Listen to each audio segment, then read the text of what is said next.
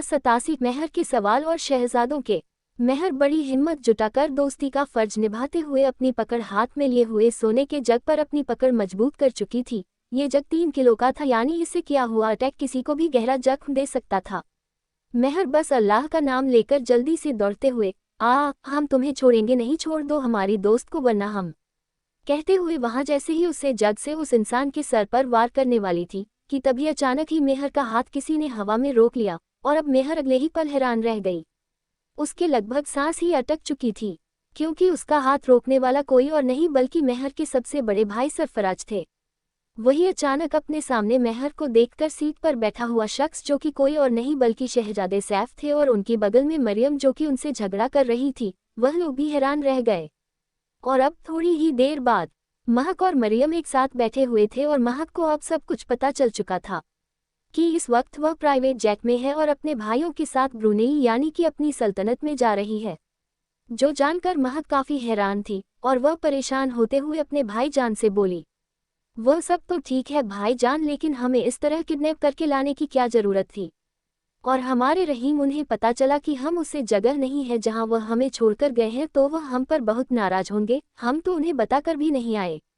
कहते हुए महक परेशान हो रही थी कि तभी महक के सबसे बड़े भाई सरफराज उसे शांत करते हुए बोले, अरे इनू, तुम परेशान क्यों हो रही हो? ऐसा कुछ नहीं होगा, वह तुमसे नाराज नहीं होंगे। इनफैक्ट उन्होंने ही हमें भेजा है तुम्हें अपने साथ ले जाने के लिए। दरअसल उन्हें हिंदुस्तान से वापस आने में और भी वक्त लगने वाला था, तो वह इतने दिन तक तुम्हें अकेला उसे अनजान जगह पर छोड़ नहीं सकते थे, इसीलिए उन्होंने हमें कहा कि हम तुम्हें अपने साथ कुछ दिन के लिए ले जा सकते हैं। इसलिए तो हम अपने साथ डॉक्टर प्रिया को भी लाए हैं और तुम्हारी दोस्त मरियम को भी।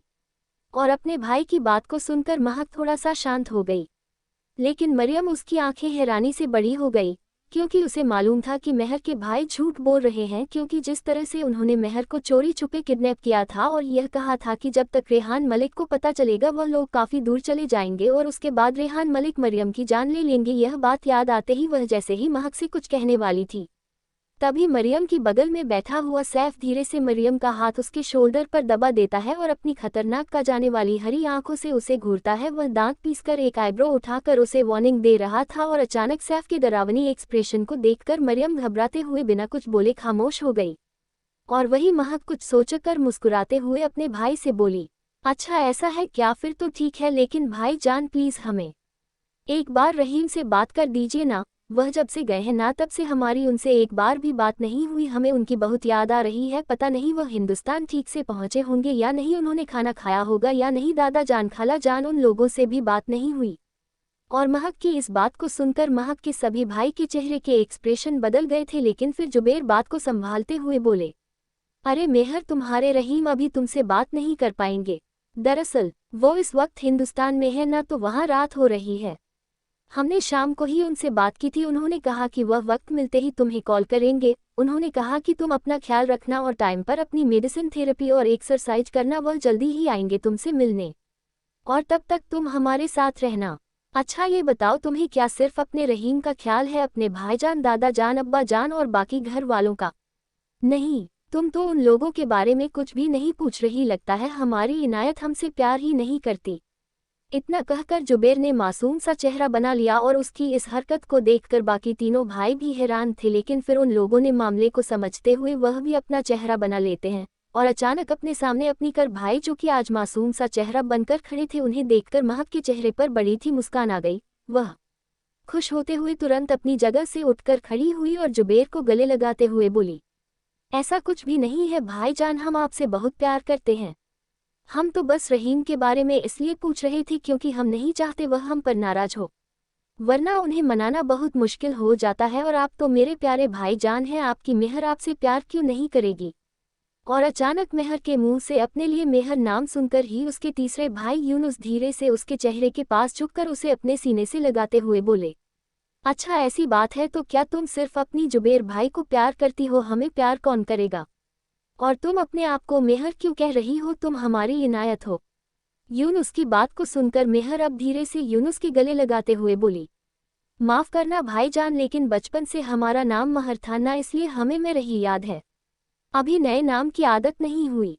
यूनुस और बाकी भाई भी यह बात बहुत अच्छे से समझ रहे थे कि तभी सरफराज प्यार से महक के सर पर हाथ फेरते हुए बोले, अच्छा वह सब तो ठीक है इना, पहले आप चलिए हमारे साथ कुछ खा लीजिए, फिर आपको कुछ मेडिसिन भी लेनी है, और उसके बाद क्योंकि हम अपनी सल्तनत जा रहे हैं हम आपको कुछ बातें बताना चाहते हैं जो ब्रुनाई में बहुत ज़रूरी है क्योंकि आप वहाँ की शहजादी हैं। हमारे कुछ प्रोटोकॉल हैं जिन्हें समझना आपके लिए ज़रूरी होगा। अपने भाई की बात को सुनकर मेहर उनके साथ खाने के लिए जाने लगी और तभी जाने से पहले वह मरियम का हाथ पकड़कर उसे अपने साथ ले जाते हुए बोली, अरे मरियम तुम भी हमारे साथ चलो, हम साथ में खाएंगे। मेहर के पूछने पर मरियम अपनी जगह से उठकर खड़ी हुई कि तभी सरफराज अपनी गहरी नज़रों से मरियम की तरफ देखते हुए बोले, रुक जाए इनायत, यह आपकी दोस्त आपके साथ नहीं चल सकती, इनका खाना हम यही भिजवा देंगे। अपने भाईजान की बात मेहर को काफ़ी अटपटी लग रही थी, वह कंफ्यूज होते हुए बोली, लेकिन क्यों भाईजान, हम चाहते हैं कि मरियम है हमारे साथ, वह अकेले भला कैसे खाएगी, वह हमारे दोस्त है। नहीं इनायत, अब आप शहजादी हैं और शहजादियों के दोस्त। और इससे पहले कि सरफराज आगे कुछ कहते हैं कि तभी जुबैर धीरे से सरफराज के कंधों पर हाथ रखकर अपनी पलकें झुका देते हैं जैसे वह अपनी आंखों से अपने बड़े भाई सरफराज को कुछ समझने की कोशिश कर रहे हो, और जुबैर की बातों का मतलब शायद सरफराज समझ चुके थे, इसलिए वह एक ठंडी सांस लेकर बोले, ठीक है आप अपनी दोस्त को भी हमारे साथ ले चलिए। फाइनली अपने भाई से इजाज़त मिलते ही महक के चेहरे पर एक स्माइल आ गई और वह मरियम का हाथ पकड़कर उसे अपने साथ ले जाने लगी। वही सरफराज उन दोनों लड़कियों को जाता हुआ देखते रह गए कि तभी यूनुस अपने दोनों भाइयों के पास आकर धीरे से बोले, हमें इनायत को धीरे धीरे सारी बातें समझनी होगी भाईजान, वरना ये ब्रुनेई में भी जाकर यही हरकतें करेगी। ये लड़की उनकी दोस्त है, ये बात हम समझ रहे हैं, लेकिन ब्रुनेई की आवाम नहीं समझेगी, और वहाँ अपना शाही वजूद और रुबाब बनाए रखने के लिए हमें बड़े और छोटों का डिफरेंट इनायत को समझना होगा, लेकिन अपने तरीके से, वरना उसे हद भी हो सकता है और हम उसे किसी चीज़ के लिए प्रेशराइज नहीं कर सकते। यूनुस की बात बाकी दोनों भाइयों को भी ठीक लगते हैं कि तभी सैफ अपनी जगह से उठकर खड़े होते हुए बोले, वह सब तो ठीक है लेकिन ये बात इनायत को समझाएगा कौन? एक शहजादी होने के नाते उनके कई प्रोटोकॉल होंगे और अब थोड़ी ही देर में हमारी फ्लाइट लैंड करने वाली है। इतने कम वक्त में उन्हें शाही रुबाब सीखना क्या आसान होगा? सैफ की बात को सुनकर सरफराज कुछ सोचते हुए अपने कदम डाइनिंग एरिया की तरफ बढ़ा देते हैं जहां फिलहाल महर और मरियम गए थे। थोड़ी ही देर में 4 खूबसूरत एयर होस्टेस जाकर उन सभी शाही शहजादों के लिए खाना परोसती हैं। मरियम तो यहाँ कीमती बर्तन और आर्किटेक्ट चीज़ों को देखकर ही हैरान थी क्योंकि यहाँ बर्तन सोने और हीरे से बने हुए थे। सोने की थल, सोने की चम्मच जिन पर कीमती हीरे जड़े हुए थे, लग्जरियस इम्पोर्टेड फैब्रिक का टेबल कवर जो कि एक बड़े से डाइनिंग टेबल पर रखा हुआ था जिस पर सोने की तार से जुड़े हुए काम किए हुए थे।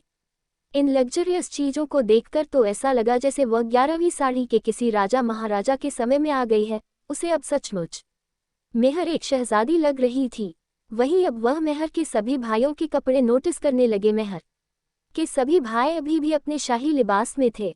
खूबसूरत इम्पोर्टेड रेशम से बना हुआ लंबा कुर्ता और उसके साथ सलवार, एक बड़ा सा काफ्तान जो उनके बदन पर लटका हुआ था, सर पर बड़ी सी शाही पगड़ी जिसके बीचों बीच एक हीरा जड़ा हुआ था, सीने पर कुर्ते के जेब के पास सोने की एक चैन लटकी हुई थी, पैरों में कीमती मोजड़ी जिस पर कुछ हीरे और जवाहरात चिपके हुए थे, हाथों में पहनी हुई ब्रांडेड घड़ी जिसमें हीरे और गोल्ड लगे हुए थे। अब मरियम दिल ही दिल में अपने आप से बोली, ये लोग इंसान हैं या गहनों की दुकान? मतलब पहनने उड़ने से लेकर खाने के लिए भी सोना चांदी और हीरे का इस्तेमाल हो रहा है। चांदी तो मुझे कहीं नजर ही नहीं आ रही। अब हमें तो डर लग रहा है कि कहीं अभी खाने की थाली में खाने की जगह सोना चांदी और हीरे जवाहरात ना परोस दे ये लोग।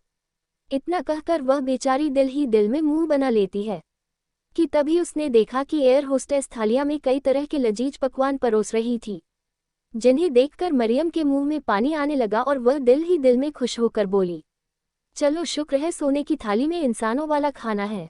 एयर होस्टेस खाना सर्व करके सर झुकाकर एक कोने पर जाकर खड़ी हो गई और वही मरियम अपने दोनों भाइयों के बीच में बैठी थी। एक तरफ सरफराज और जुबैर थे तो दूसरी तरफ यूनुस और सैफ। अब सभी भाई प्यार से अपनी बहन के थाली में खाना परोसते हुए बोले, ये लो ये खाओ इनायत, यह आपको बहुत अच्छा लगेगा। ये खास जाफरानी पुलाव है।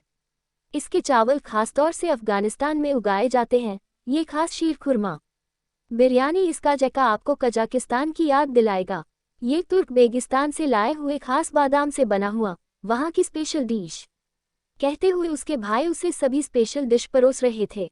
और अपने भाइयों की बात सुनकर मेहर बस मुस्कुराते हुए उन लोगों का प्यार देख रही थी, लेकिन मरियम सभी देशों के नाम गिन गिन कर दिल ही दिल में अपने आप से बोली, ये सभी शहजादे मेहर को खाना खिला रहे हैं या उसे मुल्क के नाम गिनवा रहे हैं। ऐसा लग रहा है जैसे हम यहाँ लाइव जियोग्राफी चैनल देख रहे हैं। हर मुल्क से कोई ना कोई चीज़।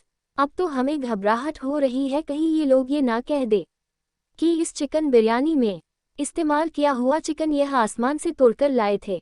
मतलब हद है यार, पता नहीं अभी और क्या क्या देखना पड़ेगा। यह मेहर भी ना, इसकी किस्मत भी अजूबा है। पहले वह राक्षस जैसा रेहान मलिक इसके नसीब में आया, और अब ये 4 जल्लाद भाई। पता नहीं क्यों ये लोग हमें काफ़ी अजीब लग रहे हैं। खैर हमें क्या, हम तो खाने पर कंसंट्रेट करते हैं, वैसे खाना बुरा नहीं है। इतना बोलकर मरियम अपने आप में ही लगी हुई थी और अब वह अपने ख्यालों में खो गई।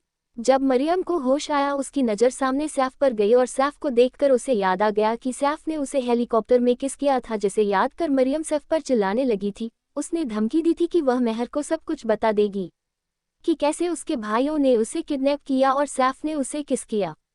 लेकिन मरियम की बात को सुनकर सैफ के चेहरे पर कोई भी घबराहट भरे एक्सप्रेशन नहीं आए, बल्कि उन्होंने मरियम को धमकी देते हुए कहा कि उसे अपनी जुबान बंद रखनी होगी, वरना वह हिंदुस्तान में रह रहे हैं उसकी फैमिली को खत्म कर देंगे और उसकी भी जुबां काटकर उसे गायब कर देंगे। सैफ की इन धमकियों से मरियम बहुत ज़्यादा तो नहीं डाली, लेकिन फिर भी वह जानती थी कि यह लोग बहुत अमीर हैं और आज के ज़माने में जिसके पास पैसा है वह बहुत खतरनाक भी होता है। और अब न चाहते हुए भी उसे फ़िलहाल के लिए खामोश रहना ही बेहतर लगा। वही मेहर जो कि खाना खा रही थी, उसके चारों भाई बड़ी बड़ी उसे अपने हाथों से मिला रहे थे और बहुत प्यार से उसको लाड़ दुलार कर रहे थे, जो देखकर महक को अच्छा भी लग रहा था। थोड़ी ही देर में डॉक्टर प्रिया को भी होश आ चुका था और अभी डॉक्टर प्रिया को भी मेहर के सभी भाइयों ने तुर्कमेनिस्तान से लाए हुए खास बादाम से बना हुआ वहाँ की स्पेशल डिश कहते हुए उसके भाई उसे सभी स्पेशल डिश परोस रहे थे। और अपने भाइयों की बात सुनकर मेहर बस मुस्कुराते हुए उन लोगों का प्यार देख रही थी, लेकिन मरियम सभी देशों के नाम गिन गिन कर दिल ही दिल में अपने आप से बोली, ये सभी शहजादे मेहर को खाना खिला रहे हैं या उसे मुल्क के नाम गिनवा रहे हैं। ऐसा लग रहा है जैसे हम यहाँ लाइव जियोग्राफी चैनल देख रहे हैं। हर मुल्क से कोई ना कोई चीज़। अब तो हमें घबराहट हो रही है कहीं ये लोग ये ना कह दे कि इस चिकन बिरयानी में इस्तेमाल किया हुआ चिकन यह आसमान से तोड़कर लाए थे। मतलब हद है यार, पता नहीं अभी और क्या क्या देखना पड़ेगा। यह मेहर भी ना, इसकी किस्मत भी अजूबा है। पहले वह राक्षस जैसा रेहान मलिक इसके नसीब में आया और अब ये 4 जल्लाद भाई। पता नहीं क्यों ये लोग हमें काफ़ी अजीब लग रहे हैं। खैर हमें क्या, हम तो खाने पर कंसंट्रेट करते हैं, वैसे खाना बुरा नहीं है। इतना बोलकर मरियम अपने आप में ही लगी हुई थी और अब वह अपने ख्यालों में खो गई। जब मरियम को होश आया उसकी नज़र सामने सैफ पर गई और सैफ को देखकर उसे याद आ गया कि सैफ ने उसे हेलीकॉप्टर में किस किया था, जिसे याद कर मरियम सैफ पर चिल्लाने लगी थी। उसने धमकी दी थी कि वह मेहर को सब कुछ बता देगी कि कैसे उसके भाइयों ने उसे किडनैप किया और सैफ ने उसे किस किया। लेकिन मरियम की बात को सुनकर सैफ के चेहरे पर कोई भी घबराहट भरे एक्सप्रेशन नहीं आए, बल्कि उन्होंने मरियम को धमकी देते हुए कहा कि उसे अपनी जुबान बंद रखनी होगी, वरना वह हिंदुस्तान में रह रहे हैं उसकी फैमिली को खत्म कर देंगे और उसकी भी जुबां काटकर उसे गायब कर देंगे। सैफ की इन धमकियों से मरियम बहुत ज़्यादा तो नहीं डाली, लेकिन फिर भी वह जानती थी कि यह लोग बहुत अमीर हैं और आज के ज़माने में जिसके पास पैसा है वह बहुत खतरनाक भी होता है। और अब न चाहते हुए भी उसे फ़िलहाल के लिए खामोश रहना ही बेहतर लगा। वही मेहर जो कि खाना खा रही थी, उसके चारों भाई बड़ी बड़ी उसे अपने हाथों से मिला रहे थे और बहुत प्यार से उसको लाड़ दुलार कर रहे थे, जो देखकर महक को अच्छा भी लग रहा था। थोड़ी ही देर में डॉक्टर प्रिया को भी होश आ चुका था और अभी डॉक्टर प्रिया को भी मेहर के सभी भाइयों ने वही कहानी सुनाई जो उन्होंने मेहर को सुनाई थी। डॉक्टर प्रिया के गले पर तो वैसे ही तलवार लटक रही थी, अब वह रेहान के पास रही या मेहर के 4 भाइयों के पास, उसे करना तो वही था जो उसकी ड्यूटी मिली थी, महक का इलाज। तो फाइनली उसने महक के इलाज में ही अपना कंसंट्रेट किया। फिलहाल यहाँ कुछ इंस्ट्रूमेंट नहीं थे, इसलिए उन्होंने मेहर को कुछ एक्सरसाइज करवाए और उसे मेडिसिन दी। सब कुछ होने के बाद अब मेहर अपने चारों भाइयों के साथ एक प्राइवेट रूम में रेस्ट कर रही थी, जहां फिलहाल डॉक्टर प्रिया और मरियम नहीं थी कि तभी सरफराज ने महर की तरफ देखते हुए कहा, इनायत अब थोड़ी ही देर में हमारी फ़्लाइट हमारी सल्तनत ब्रुनेई में लैंड करेगी और जैसा कि आप जानती हैं आप वहां की शहजादी हैं, तो वहां चलने से पहले हम आपको कुछ समझाना चाहते हैं। इतना कहकर उन्होंने बड़ी बड़ी मेहर को कुछ बातें बताई जिसे सुनकर मेहर काफ़ी हैरान थी। तो दोस्तों, क्या मेहर एक शहजादी की लाइफ को एडजस्ट कर पाएगी? और आखिर क्या प्लान है रेहान का? क्या मेहर के गायब होने में है रेहान का हाथ? यह है इसके पीछे कुछ और ही वजह जानने के लिए बने रहिए कहानी में। और अब बहुत जल्द आप लोगों को दिखेगा मेहर की सल्तनत का एक प्यारा सा झरोखा, तो बनी रहिए नेक्स्ट चैप्टर के लिए। 88 रिपीट हाँ चा 89 ब्रुनाई में मेहर का शाही स्वागत ने वही कहानी सुनाई जो उन्होंने मेहर को सुनाई थी डॉक्टर प्रिया के गले पर तो वैसे ही तलवार लटक रही थी। अब वह रेहान के पास रहे या मेहर के 4 भाइयों के पास, उसे करना तो वही था जो उसकी ड्यूटी मिली थी, महक का इलाज। तो फाइनली उसने महक के इलाज में ही अपना कंसंट्रेट किया। फिलहाल यहाँ कुछ इंस्ट्रूमेंट नहीं थे, इसलिए उन्होंने मेहर को कुछ एक्सरसाइज करवाए और उसे मेडिसिन दी। सब कुछ होने के बाद अब मेहर अपने 4 भाइयों के साथ एक प्राइवेट रूम में रेस्ट कर रही थी, जहां फिलहाल डॉक्टर प्रिया और मरियम नहीं थी कि तभी सरफराज ने महर की तरफ देखते हुए कहा, इनायत अब थोड़ी ही देर में हमारी फ्लाइट हमारी सल्तनत ब्रुनेई में लैंड करेगी और जैसा कि आप जानती हैं आप वहां की शहजादी हैं, तो वहां चलने से पहले हम आपको कुछ समझाना चाहते हैं। इतना कहकर उन्होंने बड़ी बड़ी मेहर को कुछ बातें बताई जिसे सुनकर मेहर काफ़ी हैरान थी। वहीं दूसरी तरफ हिंदुस्तान में रेहान, जो कि अपने ऑफिस के एक बड़े से आलीशान केबिन में अपने हाथ में वाइन का ग्लास लिए एक बड़े से ग्लास विंडो के सामने खड़ा था और इस ऊंचाई पर खड़े होकर वह नीचे सड़कों पर अंधेरे में भी रोशनी से जगमगाते सड़कों और बाकी बिल्डिंगों को देख रहा था। भाग दौड़ भरी जिंदगी, लोग अपनी मंजिल को पाने के लिए किस तरह मशक्कत कर रहे थे, ये दिल्ली शहर जो फिलहाल रात को भी रुकने का नाम नहीं ले रहा था।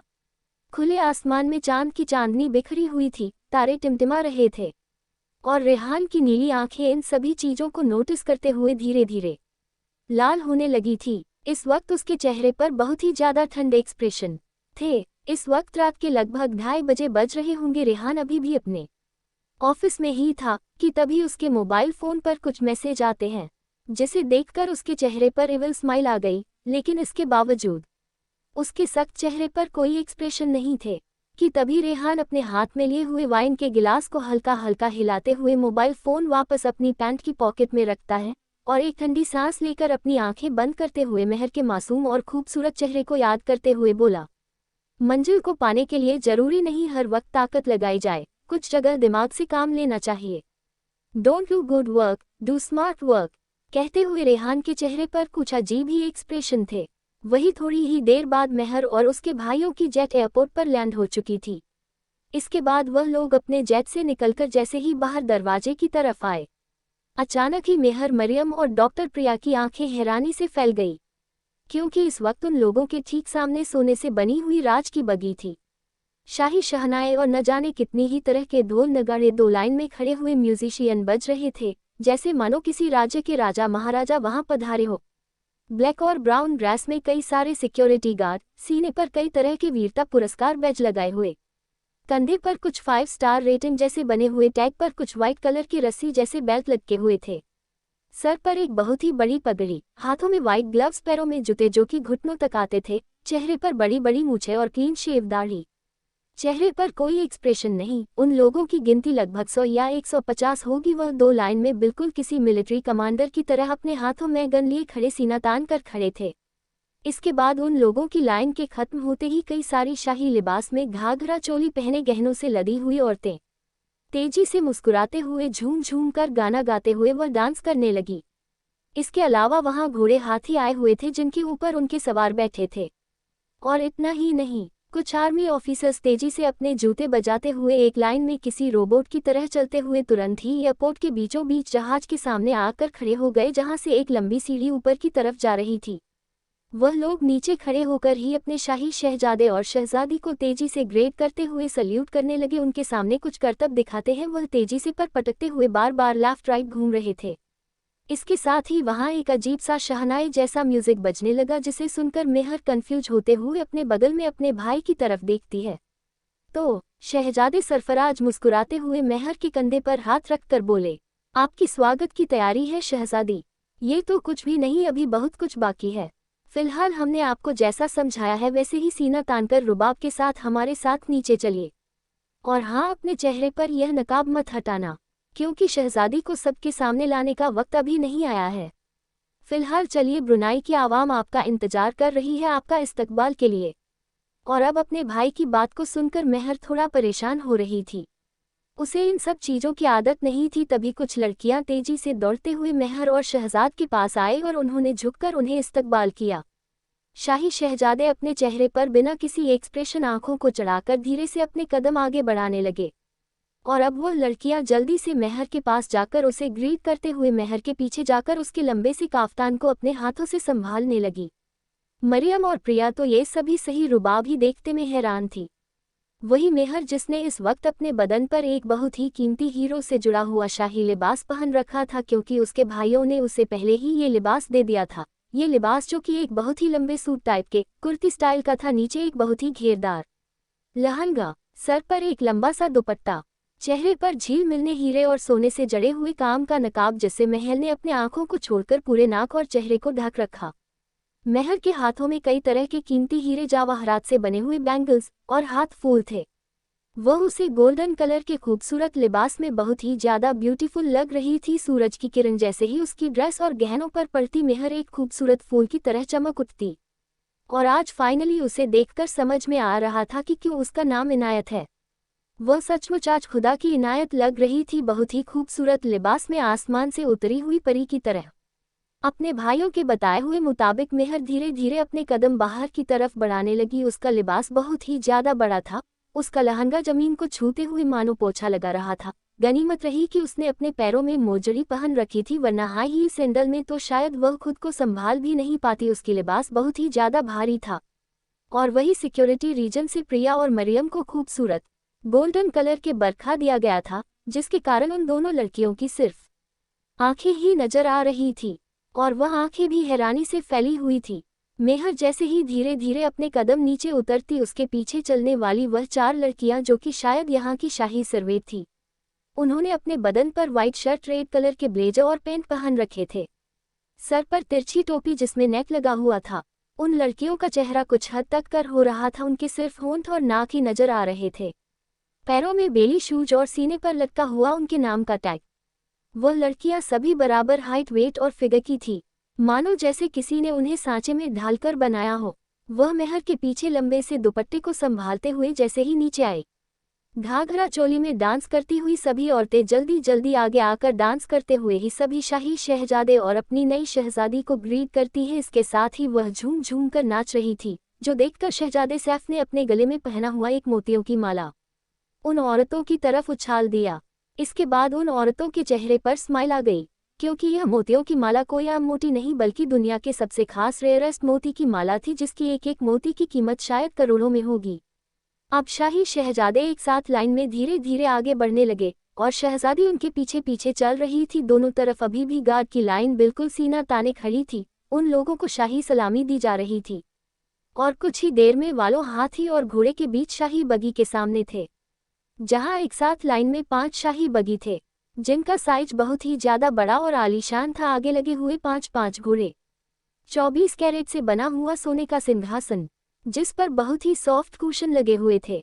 उस बगी को चलाने के लिए एक शख्स आगे बैठा हुआ था, जिसकी ड्रेसिंग सेंस भी काफी हद तक शाही लग रही थी। अपने बदन पर कुर्ता, बड़ा सा ओवरकोट, नीचे चूड़ीदार और पैरों में मोजड़ी के साथ सर पर बड़ी सी पगड़ी, चेहरे पर कोई एक्सप्रेशन नहीं।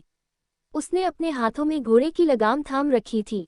अब शाही राजकुमार जैसे ही अपने बगी की तरफ अपने कदम बढ़ाते हैं, तो नौकर जल्दी से दौड़ते हुए आकर अपने हाथों और पैरों के बाल जमीन पर घोड़े स्टाइल में बैठ जाते हैं। उद्धरण चिन्ह डॉट उद्धरण चिन्ह। शहजादे वली अहद हुकुम साईं का इकबाल बुलंद हो।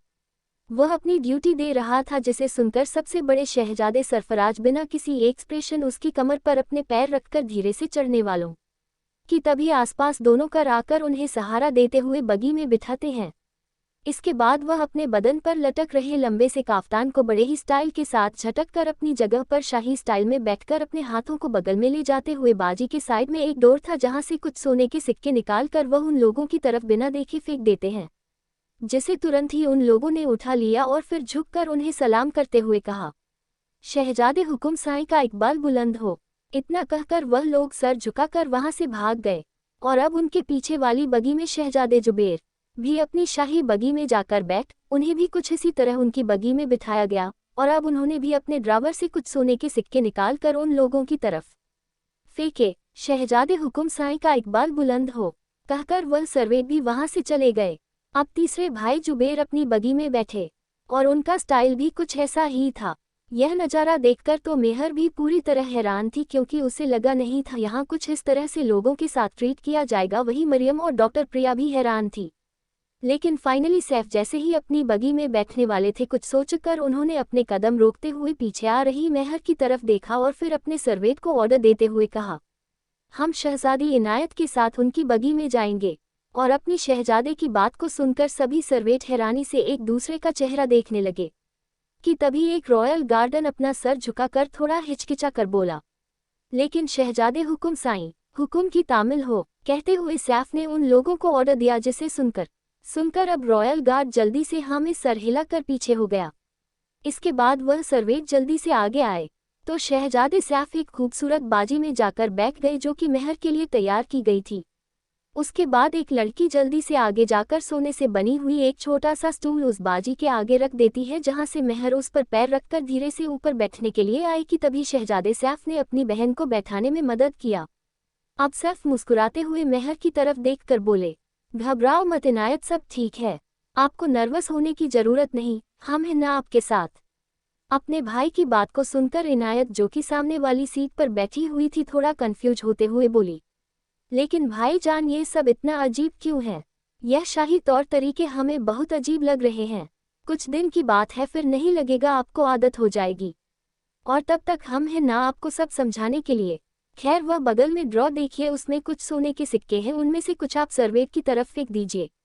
अपने भाई की बात सुनकर मेहर करते हुए हाथों से 2 सोने के सिक्के उठाकर बगल में सर्वेंट की तरफ फेंक देती है, जिसे वह सर्वेंट तुरंत ही धीरे से झुककर उठाने लगे। और ये देखकर सैफ के चेहरे पर एक स्माइल आ गई, क्योंकि मेहर ने सिर्फ 2 सिक्के फेंक थे। अब शहजादे सैफ खुद एक मुट्ठी सिक्के उठाकर बगल में फेंक देते हैं, जिसके बाद वह लोगों को खुश होते हुए शहजादे और शहजादी का इस्तकबाल करने लगे। शहजादे हुकुम साई का इकबाल बुलंद हो, शहजादी जान नशीन हुकुम साइन का इकबाल बुलंद हो।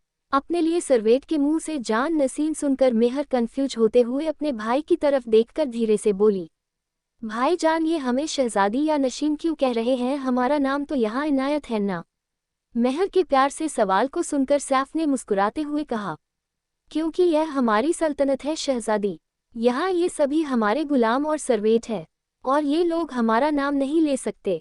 यहाँ बड़े भाईजान वलीअहद है, यानी बाबा जान के बाद वही शहंशाह बनने वाले हैं, तो उन्हें उनकी पोस्ट के हिसाब से नाम दिया गया है। उसके बाद हम सभी शहजादे हुकुम साई हैं, बड़े शहजादे हुकुम साई, छोटे शहजादे हुकुम साई, और क्योंकि आप हम सबकी जान है, इसलिए आप शहजादी जान नशीन हुकुम साई। अब आपको इन्हीं सब नाम की आदत डालनी होगी। और अपने भाई की बात को सुनकर मेहर को थोड़ा हैरानी हो रही थी, यहाँ कोई किसी का नाम नहीं ले सकता, कि तभी मेहर की नज़र सामने अपनी दोस्त मरियम और प्रिया की तरफ गई, जिन्हें देखकर मेहर थोड़ा मुस्कुराते हुए उन्हें आवाज़ देकर बोली, अरे मरियम, डॉक्टर प्रिया आए ना आप भी हमारे साथ। और इससे पहले कि मेहर आगे कुछ कहती, शहजादे सैफ तुरंत अपना हाथ आगे लाकर उन्हें कुछ भी कहने से रोकते हुए बड़े ही रुबाब के साथ कोल्ड वॉइस में सर्वेंट की तरफ देखते हुए बोले, ये लोग शाही मेहमान हैं, इन्हें हिफाजत और पूरे इज्जत के साथ लाया जाए। और सैफ के ऑर्डर को सुनकर शाही गार्डन धीरे से हमें सर हिलाकर उन दोनों लड़कियों को आगे चलने का रास्ता देता है, जिसे देखकर मेहर मायूसी से मरियम को देखने लगी, क्योंकि उसे अपनी दोस्त के बिना काफ़ी अजीब लग रहा था। वही मरियम भी मुंह बनाते हुए वहां से चली गई। थोड़ी ही देर में शहजादे सरफराज ने अपने हाथों से आगे चलने का इशारा किया, जिसके बाद गाजियाबाद के साथ एक बार फिर लोग झूमते नाचते गाते उन लोगों के आगे आगे चल रहे थे। इसके साथ ही कई सारे घोड़े, हाथी और शाही सवारी उन लोगों के आगे पीछे चल रही थी। गाड़ियों का एक लंबा काफिला सिक्योरिटी गार्ड के साथ आगे आगे चल रहा था। और इसके साथ ही वह लोग जैसे ही एयरपोर्ट से बाहर निकले, सड़क पर ब्रुनाई की आवाम अपनी शहजादी को देखने के लिए बिल्कुल टूट पड़े थे। वह सभी लाइन लगाकर अपनी शहजादी की सिर्फ एक झलक देखना चाहते थे। सड़क किनारे कुछ शाही सर्वेंट, जिन्होंने अपने बदन पर कुछ स्पेशल ड्रेस पहन रखी थी, जो उनका शाही सर्वेंट होने का ड्रेस कोड था, लाइन से खड़े होकर हाथों में थालिए फूलों की बारिश उन लोगों पर कर रहे थे। इसके अलावा कई हेलीकॉप्टर आसमान में उड़ रहे थे और वह उन लोगों पर फूलों की बारिश करते हुए आगे आगे चलकर कुछ खूबसूरत रंग बिरंगे धुएं आसमान में छोड़ रहे थे। मेहर अपना इतना आलीशान स्वागत देखकर तो पूरी तरह हैरान थी और वही डॉक्टर प्रिया और मरियम भी एक दूसरे का चेहरा देख रही थी कि तभी डॉक्टर प्रिया ने हैरान होते हुए कहा, ओ माय गॉड, यह मैं क्या देख रही हूँ? क्या मैं सचमुच राजा महाराजा के टाइम में आ गई हूँ, वह भी मॉडर्न टाइम के, जहाँ मुझे पुराने जमाने के घोड़े, हाथी और शाही बगी से लेकर मॉडर्न जमाने के हेलीकॉप्टर भी नजर आ रहे हैं। कहीं मैं कोई सपना तो नहीं देख रही? क्या हम लोगों के बीच सचमुच एक राजकुमारी है और यह 4 लड़के सचमुच एक देश के राजकुमार है? और डॉक्टर प्रिया की बात को सुनकर मरियम भी कंफ्यूज और हैरान होते हुए बोली, भरोसा तो मुझे भी नहीं हो रहा, लेकिन मेहर एक शहजादी है, ये देखकर मुझे अच्छा लग रहा है। हाय जरा देखिए तो कितना आलीशान स्वागत है, ऐसा तो मैं ख्वाबों में भी नहीं देखा था, फिल्मों में भी इतना कहाँ होता है। दोनों लड़कियां आपस में बातें कर रही थी, वही मेहर कंफ्यूजन और हैरानी से अपना स्वागत देख रही थी। उसे भी अपने साथ हो रही चीजों पर यकीन नहीं हो रहा था। वही उसके ठीक सामने बैठे शहजादे सैफ आसपास मेहर को सभी चीज दिखाते हुए धीरे धीरे उसे लोगों के बारे में बता रहे थे कि यह उनकी आवाम है। ये शहर बहुत ही ज्यादा खूबसूरत था, पक्की सड़कें, आलीशान गाड़ियां जो कि सड़क पर चल रही थी, लेकिन फिलहाल शाही सवारी के लिए ये सभी चीज रुक गई थी। चन्नब्बे मेहर की सल्तनत। और डॉक्टर प्रिया की बात को सुनकर मरियम भी कंफ्यूज और हैरान होते हुए बोली, भरोसा तो मुझे भी नहीं हो रहा, लेकिन मेहर एक शहजादी है, ये देखकर मुझे अच्छा लग रहा है। हाय जरा देखिए तो कितना आलीशान स्वागत है, ऐसा तो मैं ख्वाबों में भी नहीं देखा था, फिल्मों में भी इतना कहाँ होता है। दोनों लड़कियां आपस में बातें कर रही थी, वही मेहर कंफ्यूजन और हैरानी से अपना स्वागत देख रही थी। उसे भी अपने साथ हो रही चीजों पर यकीन नहीं हो रहा था। वही उसके ठीक सामने बैठे शहजादे सैफ आसपास मेहर को सभी चीज दिखाते हुए धीरे धीरे उसे लोगों के बारे में बता रहे थे कि यह उनकी आवाम है। ये शहर बहुत ही ज्यादा खूबसूरत था, पक्की सड़कें, आलीशान गाड़ियां जो कि सड़क पर चल रही थी, लेकिन फिलहाल शाही सवारी के लिए ये सभी चीज रुक गई थी। सैफ ने बड़े ही शाम के साथ मेहर को बताया, ये हमारा मुल्क है, यहाँ हमारे एक इशारे पर पूरा शहर रुक जाता है। यहाँ किसी की भी हिम्मत नहीं जो हमारी आंखों में आंखें डालकर बात कर सके। यहाँ सब हमसे सर झुकाकर अदब से बात करते हैं। देखते ही देखते हैं वह लोग पूरा सफर पार कर चुके थे। कुछ ही देर में वह लोग एक बहुत ही बड़े शीश महल के ठीक सामने आए, जो कि काफी बड़ा था। वह लोग उसे शीश महल के अंदर एंटर करते हुए बस अंदर की तरफ जा ही रहे थे। अभी भी घोड़े हाथी आगे पीछे चल रहे थे कि तभी कुछ दूरी पर उन लोगों की बगी रुक गई और अब एक बार फिर सर्वेंट जल्दी से दौड़ते हुए एक एक करके सभी राजकुमारों को नीचे उतरने में मदद करते हैं। अब शहजादे सैफ मेहर की तरफ देखते हुए बोले, अब आगे का सफर हम लोग गाड़ी में तय करेंगे, क्योंकि यहाँ से अभी हमारा महल कुछ दूरी पर है। थोड़ी ही देर में वह लोग अपनी बाजी से उतरकर बड़ी बड़ी लग्जरियस लैम्बोर्गिनी जैसी दिखने वाली गाड़ियों के सामने आए, जो कि काफी खूबसूरती से फूलों से सजाया गया था। शहजादे सैफ एक बार फिर अपनी बहन को वह जगह दिखाते हुए उसके साथ गाड़ी में बैठ गई। यह एक ओपन गाड़ी थी। ये गाड़ी इतनी ज्यादा लग्जरियस थी कि इसके दरवाजे ऊपर की तरफ खुलती थे। इसके अलावा एक बटन प्रेस करते ही यह पूरी तरह का वह गाड़ी में कन्वर्ट हो जाते थे और बटन को प्रेस करते ही यह ओपन जीप की तरह हो जाता था। इस तरह एक बार फिर यह गाड़ी ओपन था, क्योंकि सैफ के ऑर्डर पर इस वक्त ऐसा कन्वर्ट किया गया था। अब सैफ अपनी बहन को आसपास का नज़ारा दिखाते हुए उसे बता रहे थे कि उन लोगों का महल कहाँ से कहाँ शुरू होता है, किस जगह पर क्या है और क्या नहीं। मेहर भी इन चीज़ों को बहुत ध्यान से सुन रही थी। थोड़ी ही देर में उन लोगों की गाड़ी एक सफ़ेद संगमरमर के पत्थरों से बने हुए आलीशान महल के सामने आकर खड़ी थी, जहां फाइनली मेहर के परिवार वाले यानी शाही लोग, उनके अब्बा जानी, बाबा जानी, उनकी कुछ भाभी जान और बाकी रिश्तेदार लाइन लगाकर बड़ी ही बेसब्री से उन लोगों का इंतजार कर रहे थे। गाड़ी जैसे ही रुकती है, कुछ लड़कियां जल्दी से आगे बड़े ही अदब के साथ गाड़ी का दरवाजा खोलती है, जिसके बाद सभी शहजादे एक के बाद एक गाड़ी से बाहर निकले और लास्ट में सेंटर ऑफ अट्रैक्शन मेहर, जिसे देखते ही सबके चेहरे पर बड़ी सी स्माइल आ गई, क्योंकि अब तक वह लोग आंखें बिछाए इसी का तो इंतजार कर रहे थे। मेहर जैसे ही बाहर आए, एक बूढ़ी औरत जल्दी से आगे आकर अपने गले में पहने हुए करोड़ों के हार को निकालकर मेहर के कर के ऊपर से वारते हुए पास में खड़ी एक सर्वेंट की तरफ दे देती है, जिसे वह सर्वेंट तुरंत ही पकड़ लेती है। अब वह बूढ़ी औरत, जिन्होंने अपने बदन पर एक लंबा वन पीस शाही लिबास पहन रखा था, सर पर एक बड़ा सा दुपट्टा और चेहरे पर खूबसूरत नेट की तरह बना हुआ मास्क, जो कि ट्रायंगल शेप में किसी रुमाल की तरह उनके नाक और होठों को कवर किए हुए था, उनकी आंखें खुली थी।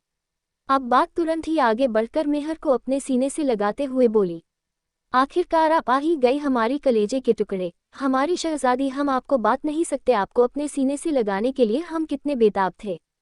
खुदा का शुक्र है कि आप सही सलामत हैं।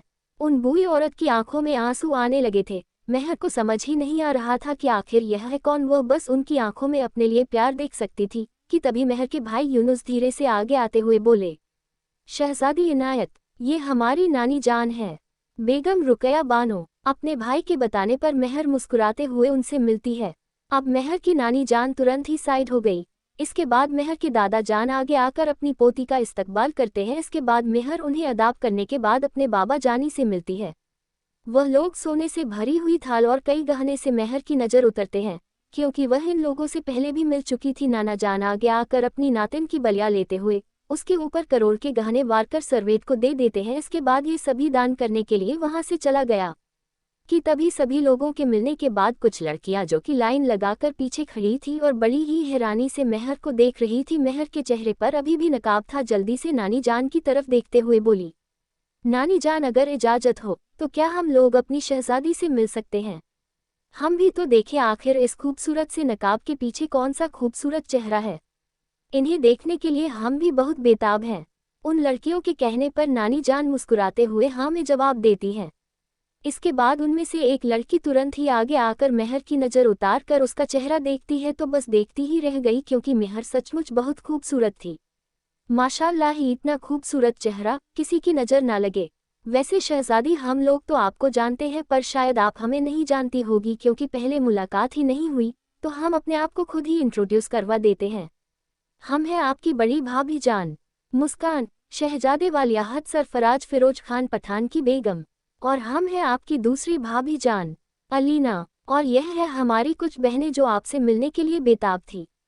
और अपनी भाभियों की बात को सुनकर मेहर मुस्कुराते हुए उन लोगों से भी मिलती है कि तभी शहंशाह फिरदौस खान पठान यानी मेहर के बाबा जानी आगे आते हुए बोले, बस आप लोग बाकी की बातें बाद में करें, फिलहाल शहजादी को उनके शाही कमरे में ले जाएं।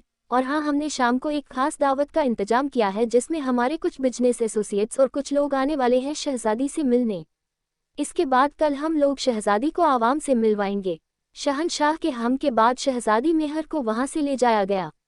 अब मेहर की भाभी मुस्कान और अलीना उन्हें अपने साथ एक खूबसूरत बहुत ही बड़े आलीशान कमरे में लेकर आती हैं, जहां हर चीज़ पुराने जमाने की तरह बहुत ही खूबसूरत, लग्जरियस और सोने चांदी से बनी हुई थी। कि तभी मेहर इन सभी चीज़ों को इग्नोर करते हुए अपनी भाभी जान की तरफ देखते हुए बोली, भाभी जान, हमारे साथ हमारे 2 सहेलियां आई थी, प्लीज़ अगर आप उन लोगों को यहाँ हमारे साथ भेज देते तो। और मेहर की बात को सुनकर दोनों भाभी एक दूसरे का चेहरा देखने लगी, लेकिन फिर मुस्कुराते हुए बोली, ठीक है, आप थोड़ी देर रेस्ट कीजिए, हम उन्हें लेकर आते हैं। वह अपनी 2 सर्वेंट नहर के पास छोड़कर उसका ख्याल रखने के लिए कहकर वहां से चली गई। वही थोड़ी ही देर बाद मेहर की दोनों सहेलियां आ चुकी थी। प्रिया और मरियम से मिलकर मेहर को थोड़ा अच्छा लगा था। मेहर अभी 10 मिनट ही मुश्किल से उन लोगों से बात कर पाई थी कि तभी मेहर की नानी जान आगे आते हुए बोली, शहजादी, अगर आप अपनी सहेलियों से मिल ली है तो आप फ्रेश हो जाए। आपकी सहेलियों के रहने का इंतजाम दूसरे कमरे में हुआ है। आप फिलहाल शाही हमाम में शावर ले सकती हैं, हम आपके लिए गुलाम भेज देते हैं। इतना कहकर नानी जान ने अपने हाथों से ताली बजाई, जिसके बाद 4 लड़कियां जल्दी से कमरे के अंदर सर झुकाकर आकर खड़ी हो गई, जिन्हें देखकर मेहर पूरी तरह हैरान थी। वही डॉक्टर प्रिया और मरियम भी हैरानी से उन चारों लड़कियों को देख रही थी। अब डॉक्टर प्रिया ने धीरे से मरियम के कानों में जाकर कहा, ओ माय गॉड, इन अमीर लोगों को नहाने के लिए भी हेल्प चाहिए क्या? प्रिया की बात को सुनकर मरियम भी थोड़ा शर्माते हुए बोली, मैं भी वही सोचकर हैरान हूँ।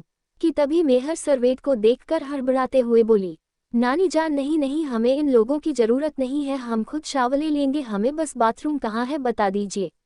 और यह सुनकर नानी जान थोड़ा कंफ्यूज होते हुए बोली, अरे ऐसे कैसे शहजादी, बिना सर्वेट के आप कैसे नहाएंगी? इतना बड़ा शाही हमाम है, आपको किसी चीज़ की ज़रूरत हो तो। और यह सुनकर मेहर तुरंत ही घबराते हुए बोली, नहीं नानी जान, वह हमें आदत नहीं है ना, इसलिए प्लीज़ हम खुद ही शावले लेंगे, हमें शर्माती है। और यह सुनकर नानी जान के चेहरे पर स्माइल आ गई। उन्होंने मुस्कुराते हुए कहा, ठीक है, हम समझ। वह सर्वेट की तरफ देखते हुए बोली, जाओ और शहजादी को सब समझा दो, और हाँ, उनकी शान में कोई गुस्ताखी न हो, वरना। जी आप बेफिक्र रहे हुजूर। इतना कहकर वह लोग मेहर की तरफ देखते हुए बोली, आए शहजादी। और यह सुनकर मेहर तुरंत ही उन लोगों के पीछे पीछे चली गई। वही नानी जान प्रिया और मरियम की तरफ देखते हुए बोली, आप लोग हमारे दूसरे सर्वेंट के साथ जाएं, वह आपके कमरे आपको दिखा देंगे। ये सुनकर प्रिया और मरियम वहां से चले गए और उसके बाद नानी जान के चेहरे की मुस्कान अचानक ही चली गई। ना जाने उनके माथे पर परेशानी की कौन सी लकीरें थी। अब वह तेजी से कमरे से बाहर निकालकर बाहर जिस एरिया में शाही घराने के मर्द बैठे हुए थे उस एरिया की तरफ चली गई। कुछ ही देर में वह बड़े से हाल के सामने आकर बड़े ही शान के साथ दरवाजे पर खड़े सर्वेंट की तरफ देखते हुए बोली, शहंशाह और वजीर आजम को खबर करें कि हम आए हैं। ये सुनकर एक सर्वेंट धीरे से अंदर गया और अब वह बड़े ही इज्जत के साथ सभी मर्दों की तरफ देखते हुए उन्हें सलाम करते हुए बोला, शहंशाह हुकुम साईं का इकबाल बुलंद हो। वजीर आजम हुकुम साईं का इकबाल बुलंद हो। बेगम रुकया बानो आपसे मिलने की गुजारिश चाहती हैं। और मेहर की नानी जान के नाम की घोषणा को सुनकर मेहर के नाना जान यानी वजीर आजम करीम खान शहंशाह की तरफ देखते हैं, जिसके बाद शहंशाह हमें सर हिलाकर इजाजत देते हैं। ये देखकर सर्वेंट वहां से जा चुके थे और आप थोड़ी ही देर में मेहर की नई जान बेगम रुकया बानो उन लोगों के सामने आकर धीरे से सर झुकाकर उन्हें आदाब करती हैं। आए बेगम रुकया बानो, तशरीफ रखिए। और फरमाए, अचानक यहाँ कैसे आना हुआ। शहंशाह की बात को सुनकर बेगम रुकया बानो एक बगल जाकर एक आलीशान सोफे पर जाकर धीरे से बैठ गई। उन्होंने अभी भी अपने चेहरे पर वही नेट का बना हुआ मास्क लगा रखा था।